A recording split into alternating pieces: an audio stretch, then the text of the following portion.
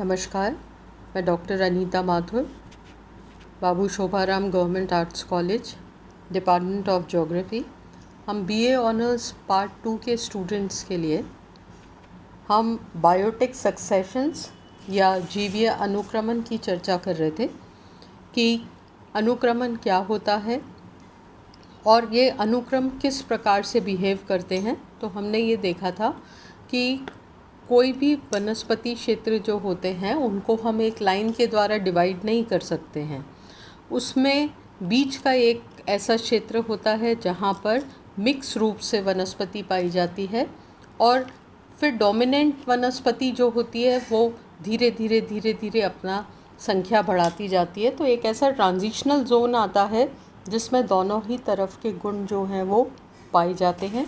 और इस प्रकार की व्यवस्था आपको सभी बायोम्स में अगर आप देखेंगे या अगर हम विश्व वितरण देखें वनस्पतियों का तो यही पैटर्न आपको देखने को मिलेगा।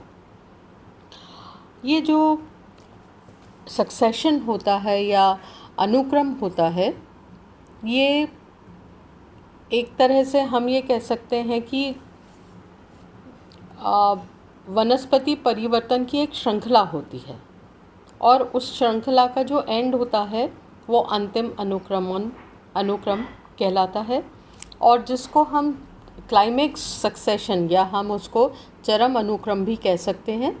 और इस अवस्था में वनस्पति समुदाय को हम इस प्रकार से ये देख सकते हैं कि वहाँ पे विकास में जो प्रमुख कारक है, जो इस सारे सिचुएशन को बनाने वाला प्रमुख कारक है या नियंत्रक है, वो जलवायु होता है। कल हमने क्लीमेंट्स के बारे में भी पढ़ा था कि किस प्रकार से उन्होंने 1916 में अपना एक सिद्धांत दिया था और उन्होंने इस अनुक्रम की 5 अवस्थाएं बताई थी जिनमें ये अनुक्रम जो हैं वो संपन्न होते हैं और उसका पूरा जो रूप है वो परिवर्तन होने में इतना टाइम लगता है। तो उन्होंने इस प्रकार की सिचुएशन बताई थी कि पहली सिचुएशन जो थी उसको उन्होंने नाम दिया था न्यूडेशन या विवस्त्रीकरण, अर्थात वो स्थान अभी जो है वो बिल्कुल नग्न अवस्था में है, उसमें किसी भी प्रकार का वनस्पति का कवर नहीं है। सेकेंड अवस्था में जिसको उन्होंने नाम दिया था प्रवास या माइग्रेशन, उसमें अन्य क्षेत्रों से पौधों के बीजों का आगमन होता है। अभी हम आगे जाके प्रसरण के बारे में पढ़ेंगे या डिस्पर्सल के बारे में पढ़ेंगे कि किस प्रकार से जो बीज हैं वो एक स्थान से दूसरे स्थान पर पहुंचते हैं। तो यहाँ पर क्लीमेंट्स ने इसे प्रवास या माइग्रेशन का नाम दिया। इसका क्या अर्थ है? अन्य क्षेत्र से बीजों का वहाँ पर पहुँचना। तीसरी अवस्था को उन्होंने नाम दिया था आस्थापन या स्टेसिस। इसका क्या आशय था कि पौधे के बीजों की स्थापना हो जाती है ज़मीन में और उनका जनन शुरू हो जाता है। मतलब बीज ज़मीन में गिरता है, उसके ऊपर मिट्टी की लेयर आती है, उसको नमी की प्राप्ति होती है, सूर्य के प्रकाश की प्राप्ति होती है, जिसके परिणाम स्वरूप वो वहाँ पे बीज स्थापित हो जाता है और उसका पौधे का जनन प्रारंभ हो जाता है। उसके बाद चौथी अवस्था को उन्होंने नाम दिया था रिएक्शन या प्रतिक्रिया। इसमें विकसित पौधों के मध्य प्रतिस्पर्धा और स्थानीय आवास पर प्रभाव शुरू हो जाता है। प्रतिस्पर्धा क्यों होती है? क्योंकि वहाँ पर जो बीज आके गिरे हैं उन्होंने अपने अपने अस्तित्व को अब बना लिया है और उसमें एक संघर्ष की स्थिति पैदा हो जाती है और उस संघर्ष की स्थिति ये एक विकास की प्रक्रिया ही है कि ये संघर्ष जो होता है, जो इनमें आपस में एक प्रतिस्पर्धा होती है, इसका सामना सभी प्रकार के आवासों में, सभी प्रकार की स्थिति में इनको करना पड़ता है। फिर हम आते हैं पांचवी अवस्था जिसको हमने स्थिरीकरण या स्टेबलाइजेशन माना है कि कोई भी जो चीज़ है स्टेबल हो गई है, वहाँ पर वो स्थायी हो गई है। तो प्रजातियों की जनसंख्या जो होती है, संख्या जो होती है, वो अंतिम समस्थिति की दशा को प्राप्त कर जाती है। यह समस्थिति स्थानीय और प्रादेशिक आवास की संतुलित दशाओं के संदर्भ में होती है। कि हमने ये देखा कि हम पहली अवस्था से शुरू हुए। कैसी अवस्था से शुरू हुए?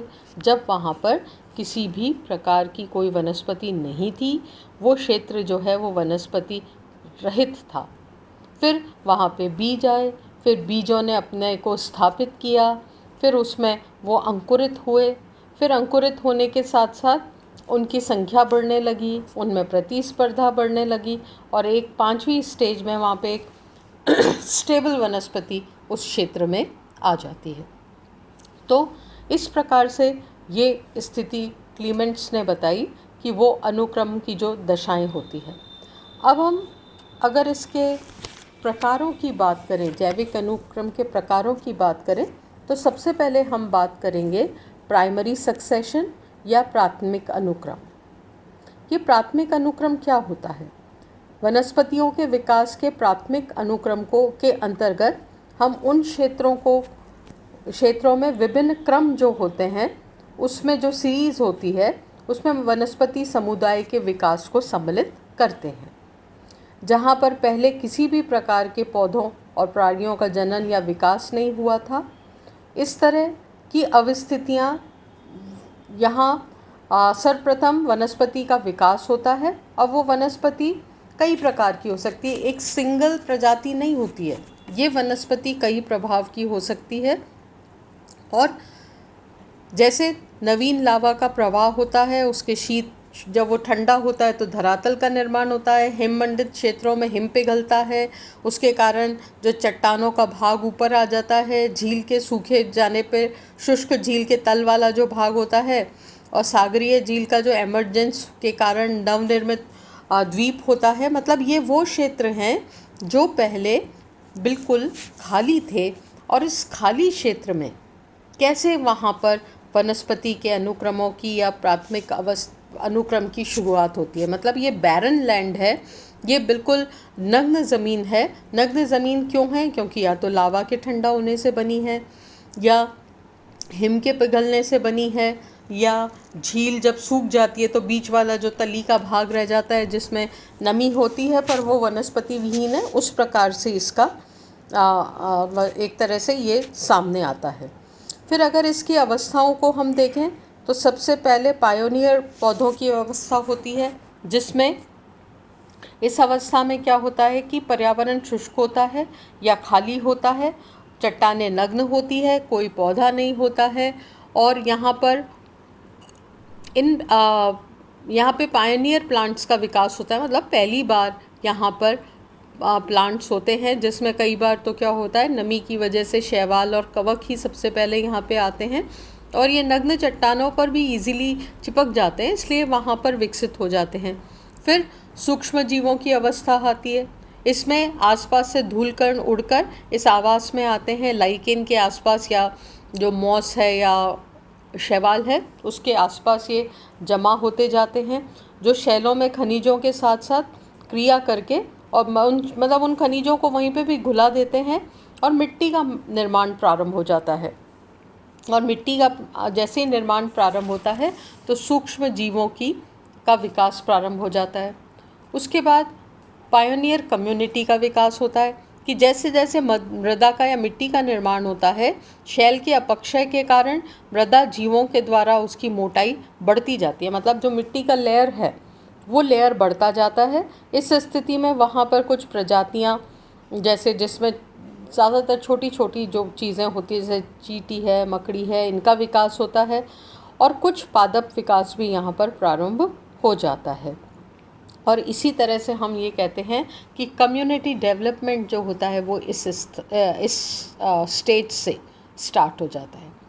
उसके बाद हम क्लोज समुदाय की अवस्था आती है। इसमें क्या होता है कि जो प्रारंभिक समुदाय होता है जिसको हमने अभी कहा था पायनियर कम्युनिटी, उसके साथ में द्वितीयक समुदाय का भी विकास होने लग जाता है, क्योंकि अब यहाँ पर लाइफ की संभावनाएं बढ़ रही है और लाइफ की संभावनाओं के बढ़ने के साथ साथ इसका एक्सटेंशन हो जाता है और यहाँ पर द्वितीयक समुदाय का भी विकास प्रारंभ हो जाता है। मृदा का जो आवरण है वो मोटा होने लगता है, ज़्यादा विस्तार पा जाता है, उसमें जैविक तत्व बढ़ने लगते हैं, नमी बढ़ने लगती है और धीरे धीरे घास और फिर सदाबहार घास वहाँ पर विकसित हो जाती है। नए प्राणियों का वहाँ पे उद्भव हो जाता है, कई प्रकार के स्प्रिंगडेल्स और जिसे हम कहते हैं ज़मीन में जो पाए जाते हैं, जिसे हम केंचुआ वगैरह कहते हैं, वो यहाँ पर विकसित हो जाते हैं। धीरे धीरे नई वनस्पतियों का खुला भाग भर जाता है और घने वनस्पति के आवरण में वो परिवर्तित हो जाता है। और इसके आवरण से मृदा का जो सतह है उस पर छाया होने से तापमान और प्रकाश कम हो जाता है, परंतु नमी बढ़ जाती है, क्योंकि छाया की वजह से वो वहाँ की मिट्टी, वहाँ का नमी जो है वो इतनी इवोपरेट नहीं हो पाती है और ये आर्द्र प्रदेश में बदल जाता है। और आर्द्र प्रदेश में बदलते ही यहाँ पर वनस्पतियों का जो मात्रा है या उनकी क्वांटिटी है वो बढ़ना शुरू हो जाती है। सबसे पहले शाक समुदायों की अवस्था होती है, वनस्पतियाँ बढ़ने लग जाती हैं, उनका साइज़ बढ़ना लग जाता है और धीरे धीरे धीरे वो वन समुदाय की अवस्था तक पहुंच जाता है, क्योंकि जो हरियाली है या वहाँ का जो स्थिति है उसमें मतलब वृक्षों की मात्रा जो है वो बढ़ती जाती है। तो इस प्रकार से जो एक बैरन लैंड था वो एक वन समुदाय में बदल जाता है और वन समुदाय में बदलने के बाद क्या होता है, एक चरम अवस्था में पहुंच जाता है। ये क्या है और ये चरम अवस्था क्या होती है कि ऊंचे वृक्षों का जन्म हो जाता है और विकास होता जाता है, उनकी संख्या और उनकी डेंसिटी निरंतर बढ़ती रहती है और एक तरह से वृक्षों का आवरण जमा हो जाता है जिनकी जड़ें धरातल में बहुत गहराई तक पहुंच जाती है और मिट्टियों का अंततः गहराई तक विकसित हो जाती हैं और मिट्टियों में कई प्रकार के जीवों का विकास होता है। मुख्य रूप से ऊर्जा का स्थानांतरण और वियोजन होता रहता है, मतलब डिकम्पोजिशन भी होता रहता है और इसी अंतिम समुदाय को हम कहते हैं चरम समुदाय या कॉम्प्लेक्स अवस्था। और इन समुदाय की अंतिम प्रवस्था को एक क्लाइमेक्स कम्युनिटी का नाम हमने दिया है या क्लाइमेक्स सक्सेशन का नाम हमने दिया है, या ये इस प्रकार की अवस्था है जिसमें वनस्पति एक मैच्योर्ड रूप में, एक प्रौढ़ रूप में, एक मैच्योर्ड इकोसिस्टम की यहाँ पर स्थापना हो जाती है। तो अगर हम संक्षिप्त रूप में बात करें तो हम ये देखेंगे कि पादप रहित नग्न सतह होती है, उसके बाद उस पर शैवाल, लाइकेन, लेचिन या काई का विकास होता है, फिर सूक्ष्म जीवों के आने से मिट्टियों का निर्माण होता है, फिर मृदावासी जीवों का विकास होता है, बिखरे पौधे, खुले हुए समुदाय का विकास होता है, फिर जैसे जैसे वनस्पति की सघनता बढ़ती जाती है एक क्लोज कम्युनिटी का विकास होता है, फिर हर्बीवोरस पौधों का या शाक समुदाय का विकास होता है और उसके बाद वन समुदाय का विकास होता है और उसके बाद ये कंप्लीट जो सिचुएशन है वो एक कॉम्प्लेक्स रूप में पहुंच जाती है, चरम रूप में पहुंच जाती है और पूरी तरह से हमारा जो पारिस्थितिक तंत्र है उसमें ये जो सक्सेशन है वो पूरी तरह से एक क्लाइमेक्स अवस्था में पहुंच जाता है, मतलब कम्प्लीटली वो एक डेवलप हो जाता है, वो अच्छी स्थिति में पहुंच जाता है जहाँ पे हम ये कह सकते हैं कि वहाँ पर वनस्पति का एक थिक आवरण हो गया है और उस थिक आवरण की वजह से वो एक क्लाइमेक्स अवस्था में पहुंच चुका है। तो ये हमने एक प्राथमिक अनुक्रम के बारे में पढ़ा। कल की कक्षा में हम सेकेंडरी सक्सेशन या द्वितीयक अनुक्रम के बारे में पढ़ेंगे। Thank you.